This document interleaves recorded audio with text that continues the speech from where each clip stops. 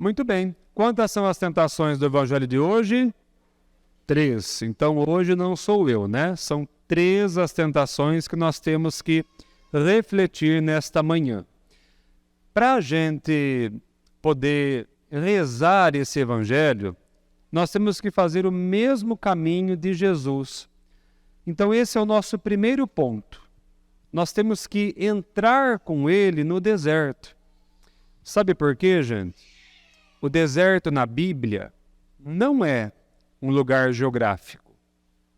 O deserto na Bíblia é um local espiritual. Ou seja, ninguém vai precisar sair aqui de Araras para fazer um tempo de deserto nessa quaresma. Vejam que Jesus, quando vai para o deserto, vai depois de um acontecimento muito importante na vida dele, que é o acontecimento que nós teremos daqui a pouco. Jesus tinha sido o quê? Batizado.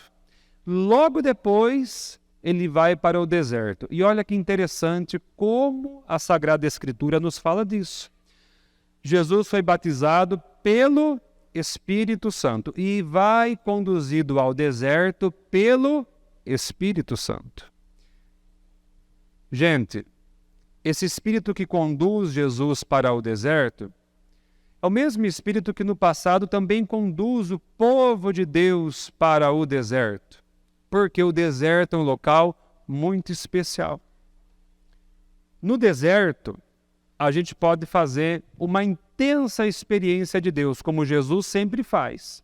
Toda vez que Jesus tem que tomar uma importante decisão, o que ele faz?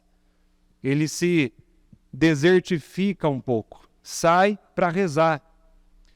O povo de Deus no Antigo Testamento, quando vai para o deserto, descobre quem é o seu Deus. Então o tempo da quaresma é para a gente ir para esse deserto, como Jesus, como povo de Deus, para fazer uma intensa experiência de Deus. Agora, cuidado, porque o deserto é bom, mas ele é também perigoso. Jesus, no deserto, é tentado. E o povo de Deus, no deserto, faz o quê? Um bezerro de ouro. Cuidado, deserto é para ter um encontro com Deus, mas cuidado para você não fazer um bezerro de ouro. Para não fazer isso, vença as tentações. Agora sim, a primeira delas que nós temos que refletir no nosso deserto quaresmal.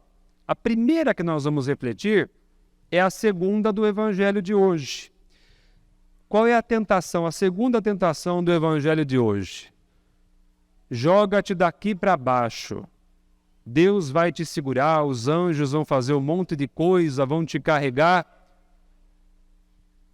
Não é uma visão mágica de Deus? Talvez a primeira tentação que a gente tenha que vencer é justamente pensar que Deus é mágico. Me explico. A gente que é batizado, as crianças vão ser daqui a pouco, né? Às vezes nós temos a tentação de pensar assim: poxa vida, eu sou da igreja, eu sou batizado, Deus está comigo. Por que Ele não me livra disso? Por que Ele não me faz não passar por isso? Por quê? Porque me parece que não é bem assim. Logo depois do batismo, Jesus vai para o deserto e é tentado. A gente tem que saber que faz parte da vida de todo mundo, também do batizado.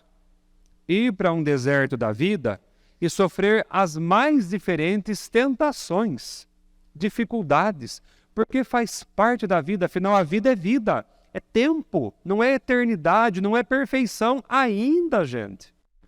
Então, dá para ir para Deus ser mágico e num passe de mágica, livrar das coisas. Não é assim. O que nós temos que fazer, então? Sabendo que o Espírito Santo é o mesmo do batismo, é o mesmo que conduz a gente. Saber que a gente pode confiar nele e buscar nele inspiração para rompermos e superarmos as dinâmicas do mal que a gente acaba vivendo. Portanto, a primeira tentação que a gente tem que vencer, eu diria que pode ser resumida na palavra prestígio. De entender que Deus age magicamente, prestigiosamente. Não é assim. Ele inspira, ele capacita, ele está junto, mas a decisão de abandonar o mal tem que ser nossa. Ele não vai fazer isso por nós, porque isso seria manipular. E quem ama, não manipula, mas inspira, educa. Não é isso que os pais precisam fazer também? Um pai que ama não manipula o filho para tomar uma decisão, mas inspira, ajuda, incentiva, dá exemplo. É isso. Cuidado. Primeira tentação que tem que ser vencida no nosso deserto. Talvez não é um Deus me livre, mas é um Deus me inspire para que eu tome a melhor decisão. Segundo ponto, que é a primeira tentação do Evangelho, transforme as pedras em pães. O que Jesus diz? Nem só de pão vive o homem. Interessante isso, né? Nem só de pão. É claro que o pão que a gente pode chamar aqui material, que é nosso trabalho, busca do sustento, é claro que isso é importante, gente. Ninguém diz que não. Isso é muito importante. Só que isto não é mais importante do que um outro tipo de pão, de alimento de vida. Adivinhem? Eucaristia, escutar a palavra de Deus, vivência fraterna.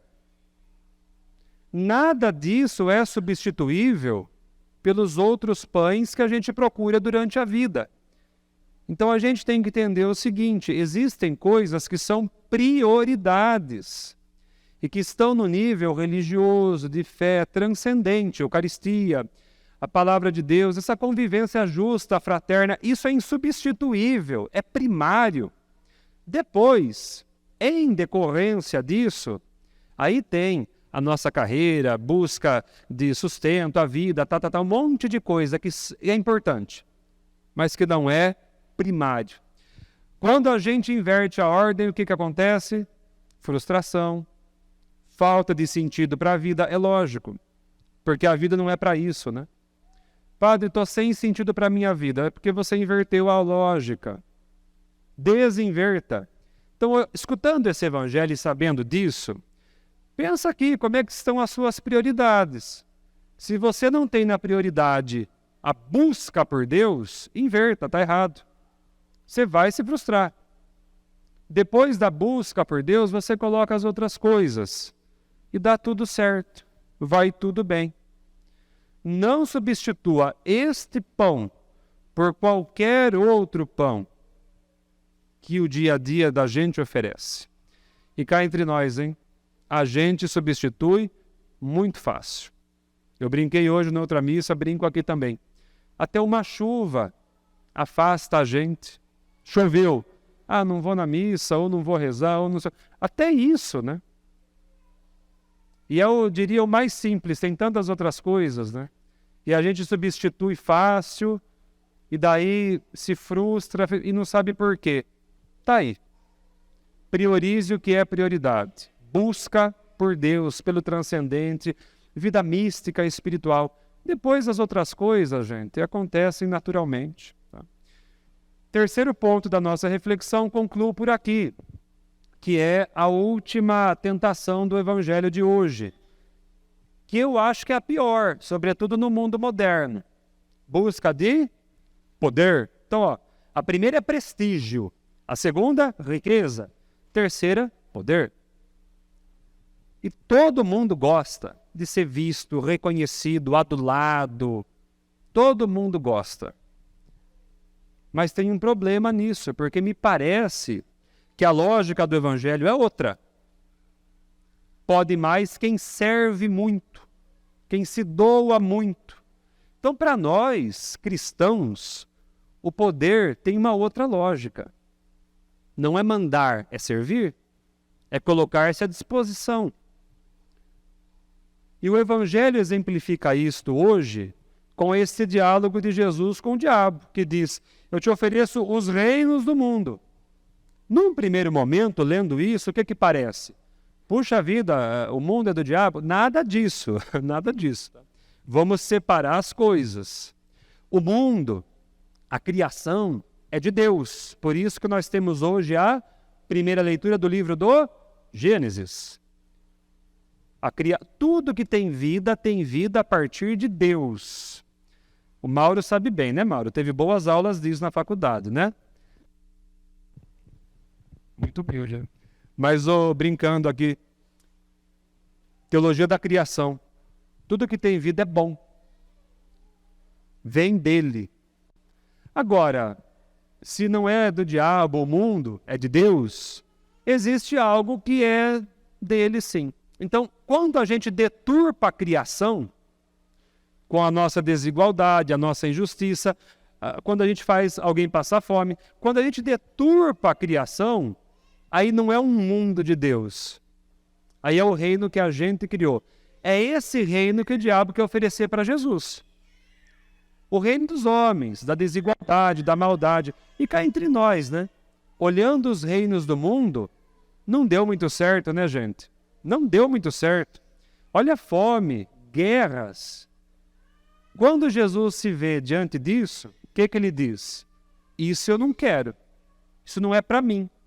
Não é o reino dos homens que eu quero. O que ele quer? O reino de Deus. Que é o contrário disso, né? Que é pacificação, que é justiça, campanha da fraternidade, que é comida na mesa, que é coisa primária. Se a pessoa não se alimenta, ela não tem força para buscar Deus, não tem força para rezar, não tem força, é primário. Então Jesus, nesse diálogo, vence a tentação de poder e de poder em um mundo deturpado pelo nosso mal. E assume um outro projeto. Qual que é o projeto? O reino de Deus. É isso que nós precisamos aprender dele hoje. Portanto, concluo a nossa reflexão com isso. E fazendo aquele questionamento próprio da Quaresma, que todos os anos eu faço em cada missa de Quaresma. Nós que estamos aqui e rezamos essas 3 dimensões, pensa assim: prestígio, poder, riqueza.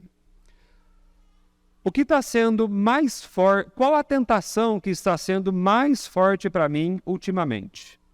Ai, padre, todas, mas todas é muito, né, gente? Identifica uma. Tem uma que está pior aí. Identifica essa que está pior. Uma. Dê um nome para isso. Cada um tem que dar o seu. E aproveita a Quaresma para mudar, para converter, para abandonar esse mundo, que é tentador, mas que a gente tem que romper essa dinâmica de mal. Então abandone esse mundo para assumir um mundo novo, que é o reino de Deus, que é esse projeto que Jesus espera de nós. Façamos essa reflexão, rompamos com a tentação que é acometida a nós todo dia, para que no final dessa Quaresma, de fato, vida nova em nós, sem esse mal, possa surgir.